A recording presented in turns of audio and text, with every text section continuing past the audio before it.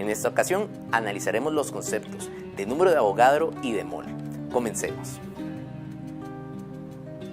Conforme se fue desarrollando el estudio de la estequiometría, los científicos encontraron que era necesario buscar una manera para contar la cantidad de átomos o de moléculas que hay en la materia. Sin embargo, esto probó ser una tarea bastante complicada, debido a que la muestra más pequeña de materia está formada por una cantidad muy grande de átomos o de moléculas.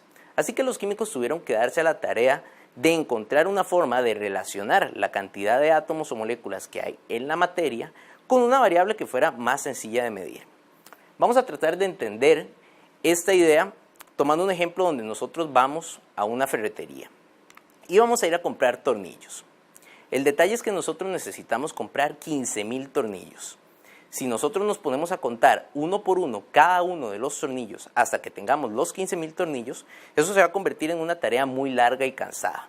Sin embargo, hay una manera más sencilla en que podemos realizar esa relación, y es si nosotros establecemos una relación entre la masa que tiene un tornillo y la masa total que yo necesitaría de tornillos para completar mis 15,000 unidades.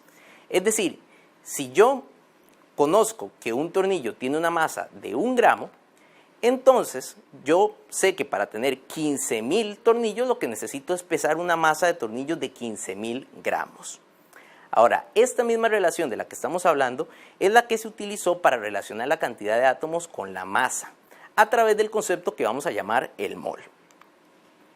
Entonces, para definir lo que fue el concepto de mol, se decidió trabajar con una masa de referencia de un elemento. Se escogió trabajar con 12 gramos de carbono. ¿Por qué el carbono? Porque es uno de los constituyentes más importantes de toda la materia viva. Y se escogieron 12 gramos de carbono porque la masa atómica del carbono es 12 unidades de masa atómica. Así que se tomaron 12 gramos de carbono y se determinó experimentalmente cuántos átomos había en 12 gramos de carbono. Y se encontró que en 12 gramos de carbono tenemos 6.022 por 10 a la 23 átomos de carbono. Y este número se volvió una constante y lo llamamos el número de Avogadro. Ahora, para definir al mol, lo que se hizo fue establecer que en un mol de cualquier elemento siempre vamos a tener 6.022 por 10 a la 23 átomos de dicho elemento. Es decir, para el carbono podemos decir que un mol de carbono es equivalente a 6.022 por 10 a la 23 átomos de carbono. Y esta es una relación que podemos establecer para cualquier elemento en la naturaleza. Así que nosotros podríamos decir que en un mol de oxígeno tendríamos exactamente 6.022 por 10 a la 23 átomos de oxígeno. También podríamos decir que en un mol de azufre vamos a tener exactamente 6.022 por 10 a la 23 átomos de azufre. Inclusive nosotros podemos aplicar esta relación de tipo molar a compuestos y podemos decir que, por ejemplo, en un mol de agua vamos a tener 6.022 por 10 a la 23, pero ahora moléculas de agua, porque recordemos que todos los compuestos están formados por moléculas. Así que entonces nosotros podemos establecer básicamente para cualquier sustancia una relación donde un mol de sustancia va a ser igual a un número de Avogadro de unidades de dicha sustancia. Ahora, el detalle es que nosotros no podemos decir que para todos esos valores la masa va a ser igual a 12 gramos, porque todos los átomos de los diferentes elementos tienen diferente masa. Entonces, 6.022 por 10 a la 23 átomos de carbono no va a tener la misma masa que ese mismo número de Avogadro, pero de átomos de oxígeno. De hecho, la masa correspondiente a un número de Avogadro de átomos de oxígeno es de 16 gramos de oxígeno. Y la masa correspondiente para el número de Avogadro de átomos de azufre sería 32 gramos de azufre. Ahora, ¿de dónde vienen estos números? Resultado de la manera en que se estableció la definición de mol, nosotros podemos decir que un número de Avogadro de átomos de un elemento siempre va a ser igual a la masa atómica de dicho elemento, pero en unidades de gramos, ya no de UMAs. Así que los 12 gramos de carbono, los 16 gramos de oxígeno y los 32 gramos de azufre los podemos obtener como datos a partir de la tabla periódica.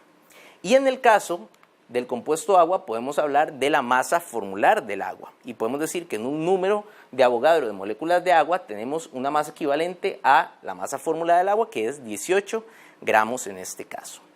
Entonces, a manera de conclusión, nosotros podemos establecer una equivalencia para cualquier sustancia, donde un mol de sustancia va a ser igual al número de Avogadro de unidades de dicha sustancia, y eso va a ser igual a la masa atómica o la masa fórmula de dicha sustancia. Y vamos a ver que esta relación nos va a servir más adelante para poder relacionar esos tres conceptos, que son el concepto de masa, el concepto de mol y el concepto de número de unidades de átomos o moléculas. Otro factor muy importante que tenemos que discutir aquí y que se deriva de las igualdades que acabamos de analizar es el concepto de la masa molar.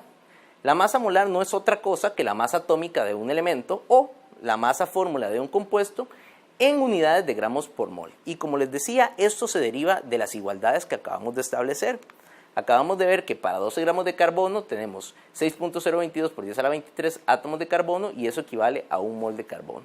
Entonces nosotros podemos decir que hay 12 gramos de carbono en un mol de carbono.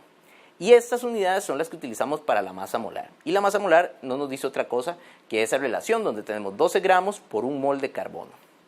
Para el oxígeno podríamos decir que la masa molar es de 16 gramos por mol.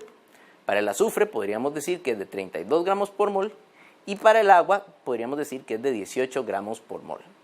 Y observemos que en este caso el cálculo de la masa molar se va a hacer de la misma manera que se hace el cálculo de una masa formular. Simplemente vamos a tomar las masas atómicas que nos indica la tabla periódica, las vamos a sumar y les vamos a poner unidades de gramos por mol. Ahora, todas esas igualdades nos van a ayudar para poder realizar conversiones al final. Y las conversiones que nos interesan son aquellas que relacionan las masas, los moles y los números de partículas. Y resulta que nosotros podemos utilizar las igualdades que acabamos de analizar para hacer estas conversiones. Por ejemplo, si yo quiero convertir de masas a moles, yo puedo utilizar la masa molar. También lo podemos utilizar de la manera inversa. Y si se quiere convertir de moles a partículas o viceversa, se puede utilizar en ese caso entonces el número de Avogadro.